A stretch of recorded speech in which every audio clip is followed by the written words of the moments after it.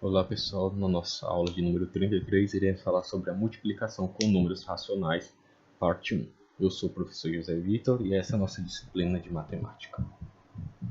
Então, nessa primeira aula iremos falar apenas da multiplicação de números racionais na forma decimal. Então, multiplicação com números racionais na forma decimal. Primeiro, em uma multiplicação com os números racionais na forma decimal, convém lembrar que 1. Multiplicando os números como se fossem números naturais, da mesma maneira que a gente multiplica 2 vezes 2, 3 vezes 5, da mesma maneira. E 2. Colocamos a vírgula no resultado de modo que a quantidade de casas decimais seja igual à soma do número de casas decimais dos fatores. Por exemplo, 3,49 vezes 2,5. Nós temos aqui que o primeiro número tem duas casas decimais, depois da vírgula, e o número de baixo tem apenas uma. Se a gente somar as duas casas mais uma casa, nós vamos ter 3 casas decimais. Então o resultado ele vai ter 3 números após a vírgula. E aqui ele ensina direitinho como realizar a multiplicação, que 5 vezes 3,49 dá 1745, o 2 vezes 349 dá 698, depois aonde colocar a vírgula direitinho, tá?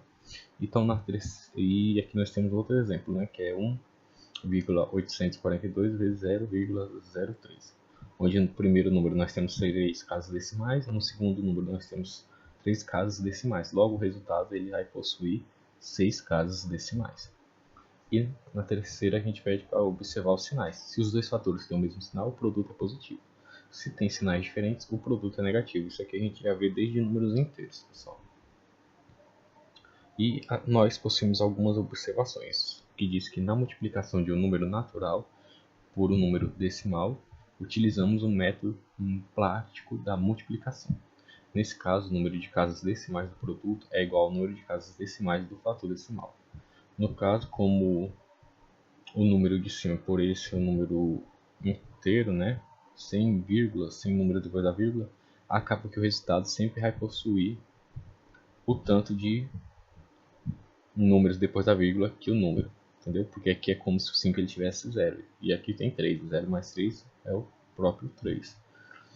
Aqui se repete do mesmo jeito, só vai ter 3 números depois da vírgula, já que o 2 não possui nenhum número. E segundo, ele diz que para se multiplicar um número decimal por 10, 100 ou 1000, basta deslocar a vírgula para a direita 1, 2 ou 3 casas decimais. Por exemplo, se nós temos 2,684 vezes 10, a gente basta andar